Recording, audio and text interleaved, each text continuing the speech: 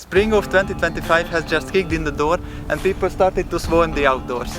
But weather can be silly in this time of the year, so if you are lost between the trillions of paid advertisements of influencers about which super expensive hiking gear to buy, then just stay with me in this agenda-free tutorial where I'm showing you how to build a proper layering system for the spring. A quick intro and stay with me.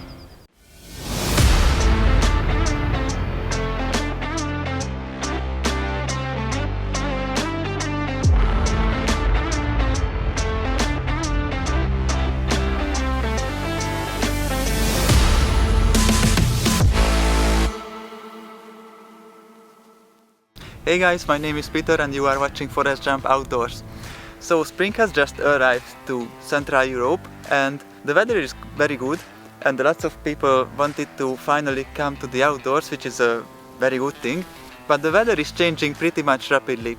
So the problem that we want to discuss today is how to put a proper layering system on yourself and to your backpack, which prevents you catching a cold, and also in the same time you don't have to bring tons of equipment in your bag when the weather starts to be really good. The reason why I chose this day to this video is because currently we have a wide range of temperature during the day. Let's see how the day started. Hey guys, it's early in the morning, I'm departing to my adventure, and as you can see here, currently we only have 3 degrees, so I still need this down jacket. Let's see the details about it. According to the weather forecast, we will have from 2 degrees until 18 degrees today, and that's a pretty wide range. So let me give you some advices about what kind of layering system I'm using to avoid catching a cold and also to avoid bringing tons of equipment in my backpack. I've brought myself several different alternatives of different clothes because some of them are budget friendly and some of them are less budget friendly, but has a better quality. I have bought all the equipment that you can see in this video by my own money, so I can give my honest opinion about them. So first let's see that down jacket I have shown you at the beginning of the video. Here we go. This is Decathlon's Forecast down jacket, which is a pretty much budget friendly version of down jackets. Actually it is, as I know, much cheaper than all the similar options that I have found until now on the internet. This is how the jacket looks like. It has several different colors, but mine is grey. And the company claims that it is good until 5 degrees, which is true in my opinion, and that makes this jacket good for the beginning of the day. And also later, during the day, it will be very easy to pack it to your backpack, because it is very lightweight, it's almost weighs nothing actually, and it can be packed in its own pocket here. But I'm not always using this option, and I will show you why. So the reason why I'm not always packing this into its pocket is that my bag is currently almost full. So it is easier to fill out the gaps with it if you are putting it in the backpack like this. Check it. You see, now it is filling up the gaps and it is easy to put it into the backpack and it weighs nothing basically.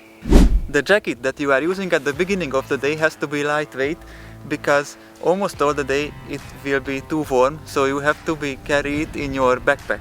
And later in the day you will need more breathable options because this kind of down jackets are not really breathable, or there are some breathable options, but those are much more expensive than this one. So later in the day you will need much more breathable options. Let's see one of those. This here on me is Helicon Texas Alpha Tactical Jacket, which I really like because it is very breathable. Let me show you a closer look to see why it is breathable.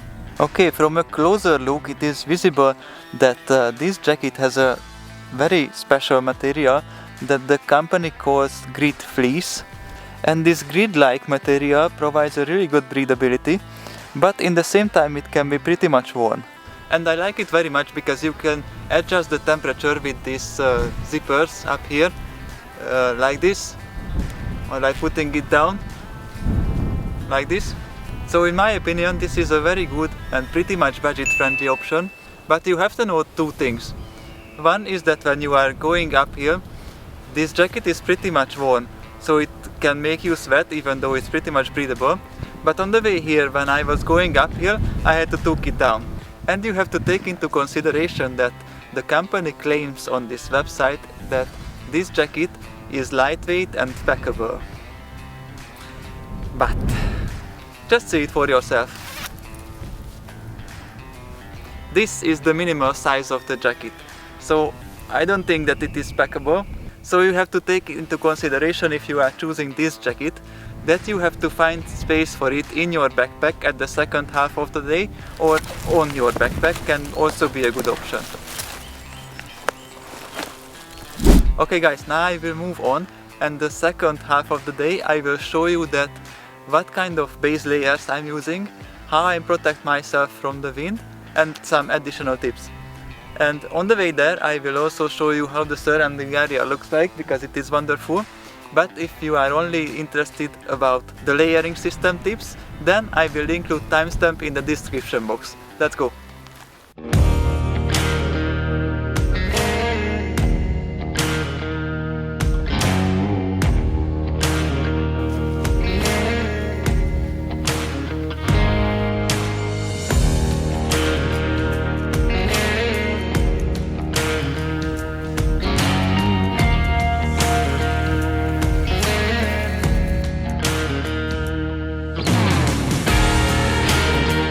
Alright guys, it's almost noon now, so the weather is much warmer, but it still can give you some surprises, of course, especially if it is windy.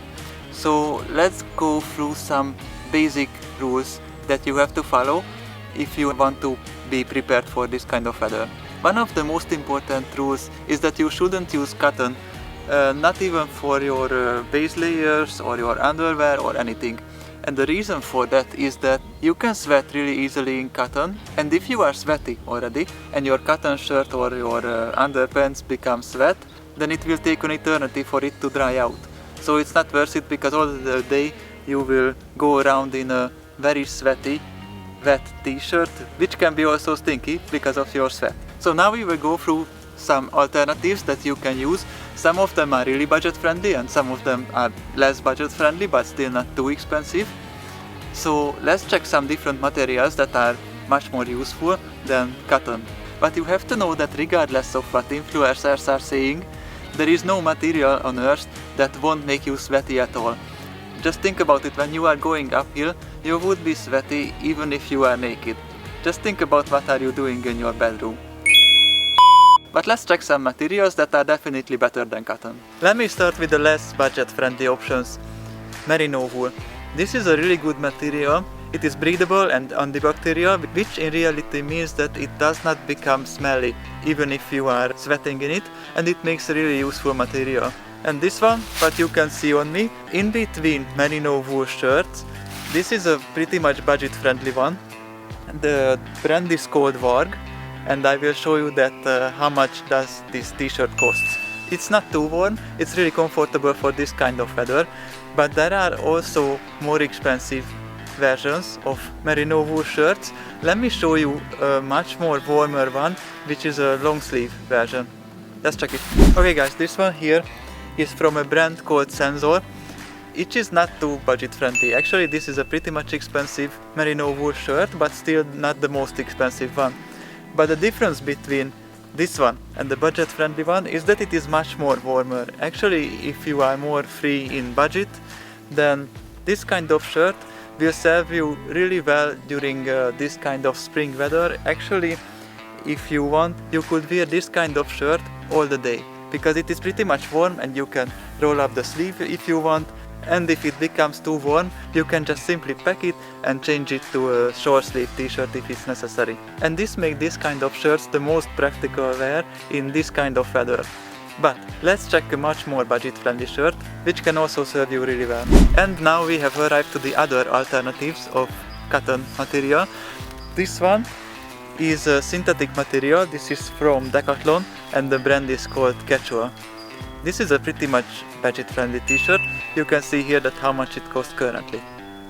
The main advantage of it is not just the price, but also that it is really breathable. Let me show you a closer look on the material, so you will see what I'm talking about. Here can you see a really close view of the material against the sun. It is clearly visible that there are lots of really small holes in it, which makes it really breathable. But on the other hand, you will be much more exposed to the wind because of these small holes. And speaking of wind, now we have to arrive to the thing that you want to avoid the most, because in this rapidly changing weather, it is very crucial to cover yourself from the wind, because it is unavoidable when you are going up hills or you are trail running or anything. You will be sweat, that's for sure. And if the wind is pretty much cold, then you can catch a cold really easily. And while catching a cold does not sound too seriously, but if these parts of your body, I mean your internal organs, your torso and your back is exposed to the cold wind while it is wet because of you are sweating, then there is always a possibility for more serious illnesses. So you have to cover this part of your body, but in the same time you don't want to sweat too much, of course, and you still need some breathability.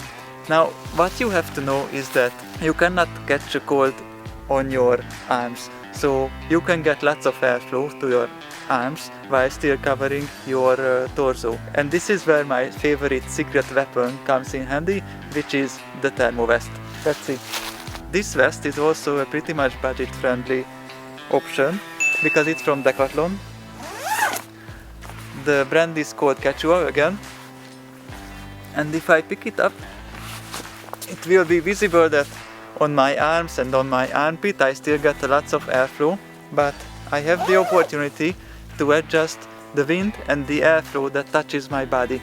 I even can roll up the zipper until here, and I can cover my whole neck and my whole body, and I can adjust it if necessary. For example, I can go up on the hill like this, and then when I'm on the top and the wind is very strong, I can just simply roll it up and then I'll be fine. Okay guys, I'm heading to my next location, so stay with me because I still have some extra tips for you. Let's go!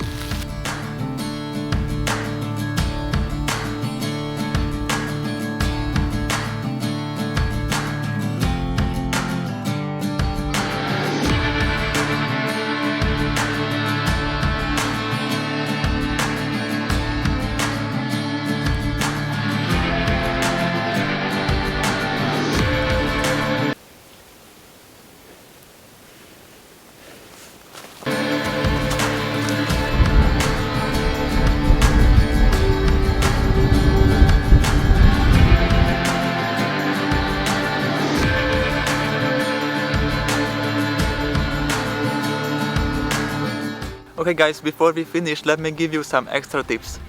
They are making these small, very lightweight and packable scarves and hats mainly for runners, for trail runners, but these are really useful.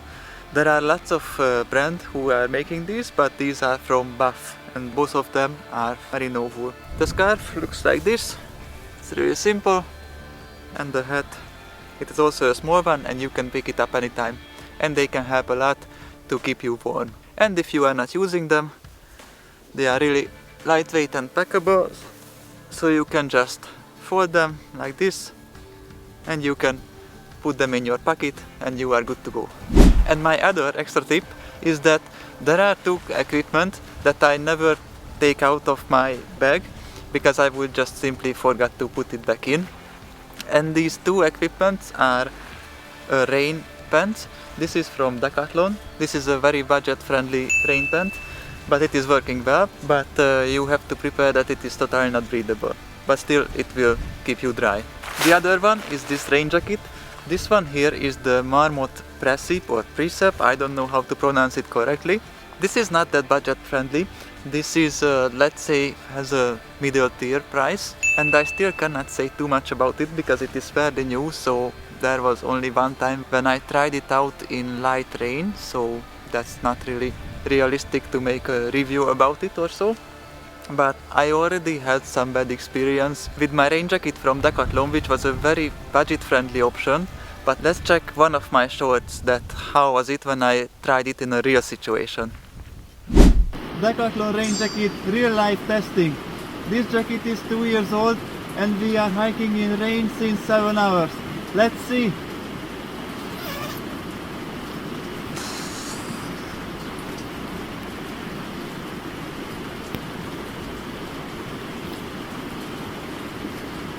Not good, not terrible. I leave the conclusion to you.